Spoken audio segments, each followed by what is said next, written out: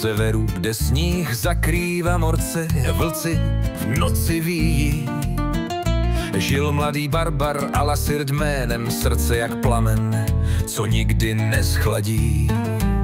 Syn náčelníka, divoký, silný, spravedlivý v každém činu. Šel vždy vpřed, kde jiní váhali, bouře v očích a smích na rtech vinu. A s ním stál muž menšího vzrůstu, no větší duší než mnohý král. Dun Mongan, trpaslík s kladivem božím, co osud orků dávno spečetil sám. Uctívá Mortis, paní smrti, zapisuje jména padlých v knihu. Moudrost i hněv v sobě nosí, vždy ví, kdy udeřit a kdy krýt záda v boji. Jeden s mečem, druhý s kladivem, dva hrdinové v příběhu věků. Srdce spojena poutem silným, žádný démon nerozdělí jejich cestu. Tam, kde padá krev a temnota stoupá, tam stojí bok po boku dál. Alasird Adun, přátelství věčné, plamen, co nikdy nezhasíná.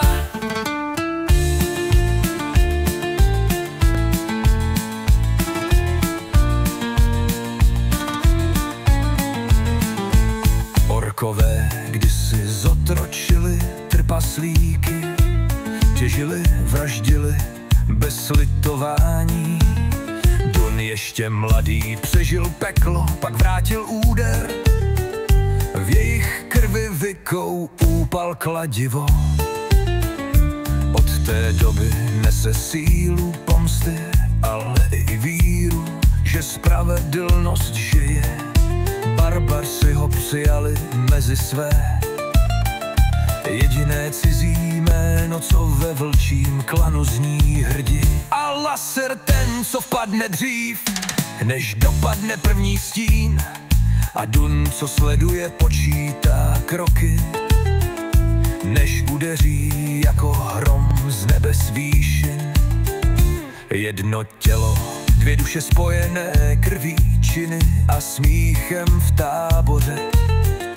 Prošli peklem, růzami noci a přesto vždy stáli pevní, věrní, svobodní. Jeden s mečem, druhý s kladivem, dva hrdinové v příběhu věků. Srdce spojena poutem silným, žádný démon nerozdělí jejich cestu. Tam, kde padá krev a temnota stoupá, tam stojí bok po boku dál. Alasird Adun, přátelství věčné, plamen, co nikdy nezhasíná. Ve stínech starých chrámů, v ruinách říší, kde krvácejí stěny, vždy stál jeden za druhého. Jestli padneš ty, padnu i já. A svět to viděl, legendy psaly jména těch dvou v kameni, bojovník a klerik, sláva jim. V jejich srdci světlo hoří dál.